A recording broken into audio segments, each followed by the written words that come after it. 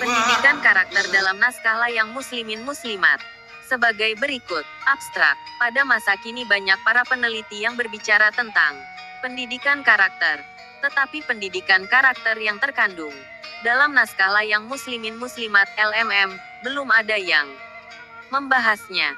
Di dalam naskah tersebut terkandung informasi tertulis mengenai dua saudara, muslimin dan muslimat, yang berdiskusi tentang ilmu pengetahuan agama.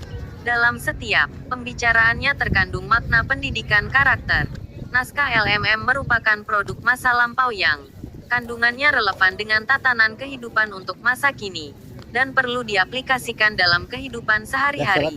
Untuk mendapatkan makna secara keseluruhan, digunakan teori semiotik, yang meliputi pembacaan heuristik, retroaktif, dan hermeneutik. Kata kunci, layang muslimin muslimat, pendidikan karakter, tatanan kehidupan. Pendidikan karakter adalah pendidikan budi pekerti plus yang intinya merupakan program pengajaran di sekolah yang bertujuan mengembangkan watak dan tabiat siswa dengan cara menghayati nilai-nilai dan keyakinan masyarakat sebagai kekuatan moral dalam hidupnya melalui kejujuran, dapat dipercaya, disiplin, dan kerja sama, yang menekankan ranah afektif perasaan, sikap tanpa meninggalkan ranah kognitif berpikir rasional, dan ranah skill keterampilan, terampil mengolah data, mengemukakan pendapat, dan kerja sama. Zubaidi, 2011-25. Secara konsepsional, pendidikan budi pekerti karakter mencakup 3 hal. Pertama, usaha sadar untuk menyiapkan peserta didik menjadi manusia seutuhnya yang berbudi pekerti luhur dalam segenap peranannya pada masa sekarang dan yang akan datang. Kedua, upaya pembentukan, pengembangan, peningkatan, dan pemeliharaan perilaku peserta didik agar mereka mau dan mampu melaksanakan tugas-tugas hidupnya secara selaras, serasi, dan seimbang lahir batin, material spiritual, dan individual sosial. Ketiga, upaya pendidikan untuk membentuk peserta didik menjadi pribadi seutuhnya yang berbudi pekerti luhur melalui kegiatan, bimbingan, pembiasaan, pengajaran, latihan, dan keteladanan IBIT. Naskah layang muslimin muslimat LMM merupakan dokumen otentik dan merupakan artefak budaya yang isinya syarat dengan nilai-nilai kepribadian seperti jujur, disiplin, berpikir rasional, dapat bekerja sama, dan tidak menyerah dalam menghadapi masalah. Informasi yang terkandung dalam naskah ini penting untuk disampaikan kepada generasi berikutnya agar mereka memahami warisan yang berharga ini. Pada kenyataannya masyarakat Indonesia umumnya tidak mengetahui isinya. Kandungan naskah LMM menguraikan tentang perbedaan istilah wajib dengan fardu, rukun Islam, rukun iman, kitabullah yang berjumlah 4, jumlah hari dalam seminggu, jumlah bulan dalam setahun disertai isi bumi, serta 4 unsur alam yakni tanah, angin, api, dan air. Selain itu, kandungan naskah LMM juga menguraikan tuntunan bagi manusia dalam bersikap terhadap sesama manusia dan makhluk lain. Manusia diharuskan mencari ilmu dan mencintainya, serta diwajibkan untuk mengaplikasikannya dalam kehidupan sehari-hari. Manusia harus mempunyai kepedulian terhadap sesama manusia dan makhluk ciptaan Allah yang lain seperti tanah, angin, api, dan air. LMM berbentuk wawacan dan merupakan karya sastra tasawuf Sunda yang memiliki matra yang terikat dengan ciri khususnya, yaitu tanya jawab dan kreativitas bebas. Tokoh muslimin melakukan tanya jawab dengan adiknya muslimat, yang secara bebas kreativitasnya itu terukur di dalam wawacan. LMM merupakan naskah berbahasa Sunda baru yang unik.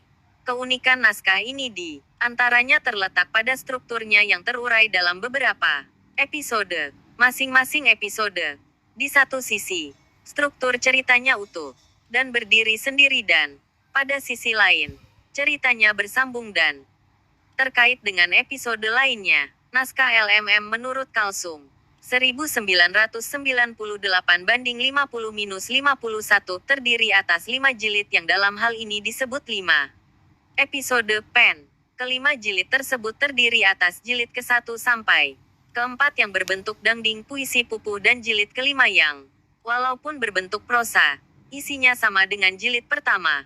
Naskah LMM tersebar khususnya di kalangan masyarakat Jawa Barat.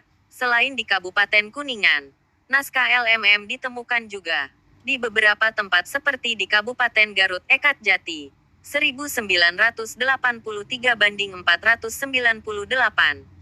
499 Kabupaten Bandung Ibit, 1983 banding 440 Cirebon, dan Sumedang. Hasil wawancara dengan Kalsum, tanggal 24 September tahun 2012.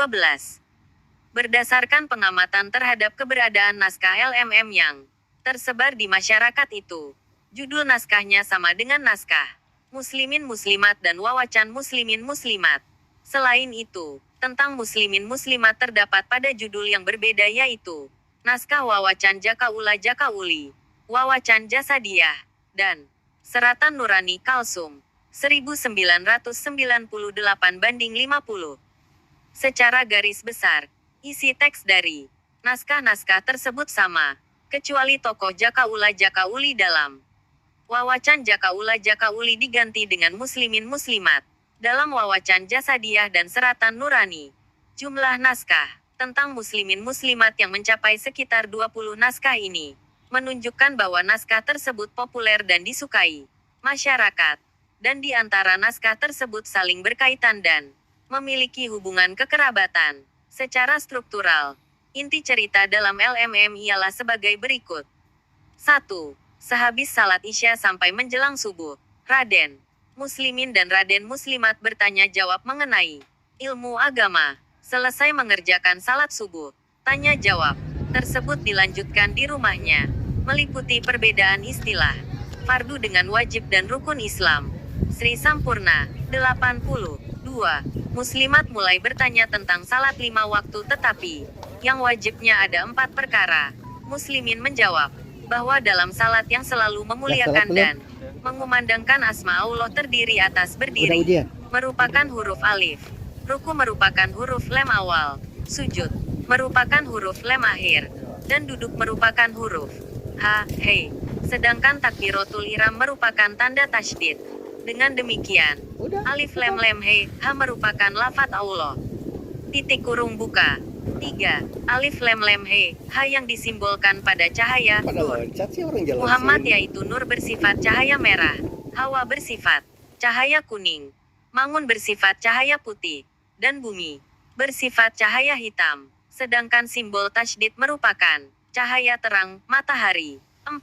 Muslimin menjelaskan kepada muslimat bahwa manusia di zaman akhir bukan hanya menyebut asma Allah dan Al-Quran melainkan isi dan kandungannya harus dihayati dan dipelajari. 5. Muslimin menjelaskan pula tentang rukun iman, kematian, manusia, alam barzah, dan macam-macam nafsu. 6. Muslimat makin bingung karena merasa belum bertemu dengan Yang Maha Agung. Tetapi muslimin menjelaskan bahwa kalau ingin bertemu dengannya harus melalui torikat, sehingga dapat membuka pintu akhirat. Muslimin juga menyebutkan bahwa manusia harus bisa mati sebelum wafat. 7. Percakapan muslimin dan muslimat tentang makhluk di dunia yang berpasang-pasangan. 8. Muslimin juga menjelaskan tentang jumlah hari dalam seminggu yang dikaitkan dengan beberapa anggota tubuh manusia. 9. Percakapan dilanjutkan dengan membicarakan tentang jumlah bulan dan tahun, serta keadaan isi bumi. 10. Tanya jawab dilanjutkan dengan mengupas tentang alam batin yang akan dialami manusia, yaitu alam tempat manusia menerima kesaksian ketika hidup di alam dunia. Tanya jawab dilanjutkan dengan mengupas tentang alam batin yang akan dialami manusia, yaitu alam tempat manusia menerima kesaksian ketika hidup di alam dunia. 11. Karena hari sudah sore, kemudian muslimin mengajak adiknya segera mandi dan melakukan salat maghrib. Gambaran pendidikan karakter dalam naskah Islam. Pendidikan adalah proses pengubahan sikap dan tata laku seseorang atau kelompok orang dalam usaha mendewasakan manusia melalui upaya pengajaran dan pelatihan KBBI. 1993 banding 232. Sedangkan kata Karakter berasal dari bahasa Yunani yang berarti to mark, menandai, dan memfokuskan. Bagaimana mengaplikasikan nilai kebaikan dalam bentuk tindakan atau tingkah laku. Oleh sebab itu, seseorang yang berperilaku tidak jujur, kejam, atau rakus dikatakan sebagai orang yang berkarakter jelek, sedangkan orang yang berperi laku jujur dan suka menolong dikatakan sebagai orang yang berkarakter mulia. Jadi istilah karakter erat kaitannya dengan personality kepribadian seseorang. Seseorang bisa disebut orang yang berkarakter a person of character apabila perilakunya sesuai dengan kaidah moral Zubaidi 2011/12. Karakter itu pun merupakan hal yang sangat penting dan mendasar bagi setiap manusia sebagai pembeda antara dirinya dengan binatang, secara individual maupun sosial. Orang-orang yang berkarakter baik memiliki akhlak, moral, dan budi pekerti yang baik. Pula, sebaliknya orang-orang yang berkarakter buruk memiliki akhlak, moral, dan budi pekerti yang buruk pula. Karenanya karakter merupakan nilai-nilai perilaku manusia yang berhubungan dengan Tuhan Yang Maha Esa, diri sendiri, sesama manusia, lingkungan, dan kebangsaan yang terwujud dalam pikiran, sikap, perasaan, perkataan, dan perbuatan berdasarkan norma-norma agama, hukum, tata krama, budaya, dan adat istiadat IBIT 2011/10. Mengacu ada penjelasan di atas, pendidikan karakter adalah proses pengubahan sikap seseorang, sekelompok orang dalam usaha mendewasakan manusia melalui upaya pengajaran dan pelatihan yang meliputi nilai-nilai perilaku manusia yang berhubungan dengan Tuhan Yang Maha Esa, diri sendiri, sesama manusia, lingkungan, dan kebangsaan yang terwujud dalam pikiran, sikap, perasaan, perkataan, dan perbuatan berdasarkan norma-norma agama, hukum, tata krama, budaya, dan adat istiadat. Maaf, ini kan hanya cuplikan saja dari tulisan yang berjudul di atas ini. Yang penasaran silahkan saja baca selengkapnya pada tulisan aslinya. Pendidikan karakter dalam naskah layang Muslimin Muslimat.